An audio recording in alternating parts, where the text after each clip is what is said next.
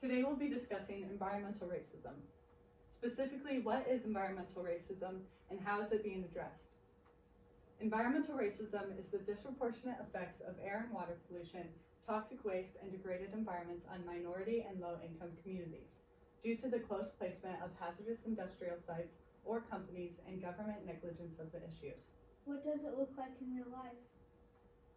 Environmental racism can be seen in case studies such as Flint, Michigan, a city whose population is 54.3% African American and 41.9% below the poverty level.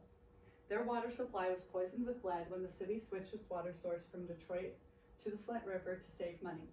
After the switch, officials failed to properly treat the water. This resulted in concern from residents claiming that their water looked and smelled funny and that their children were slow to respond. Why were the children slow to respond? This is because lead exposure in children leads to decrements in neurological functions. These claims were ignored for over a year until in October 2015, the city switched its water back to the Detroit water. However, the water won't be safe to drink until all the lead pipes in Flint are completely replaced. Why won't the treated water be safe to drink? This is because the highly corrosive, untreated Flint River water flowed through the pipes for so long that they became permanently damaged. Why did it take so long for the city officials to act?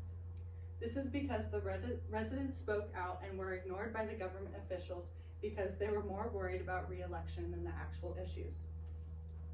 Flint, Michigan may seem extreme, however, issues like this are prevalent throughout the U.S., such as Barrio Logan, a predominantly Hispanic community outside of San Diego. They experience the greatest pollution in all of San Diego due to close proximity to chemical supply businesses. This forces parents to keep their kids inside to prevent asthma attacks. Do other communities in the U.S. experience this? Yes, in fact, a study by the EPA found that non-whites are disproportionately exposed to particulate matter. What is particulate matter? Particulate matter is an air pollutant made up of natural and man-made microscopic suspensions of solids and liquids, which causes decreased lung function, heart attacks, as well as other chronic illnesses. Significance. Environmental racism causes severe health problems, which in turn perpetuates low economic status.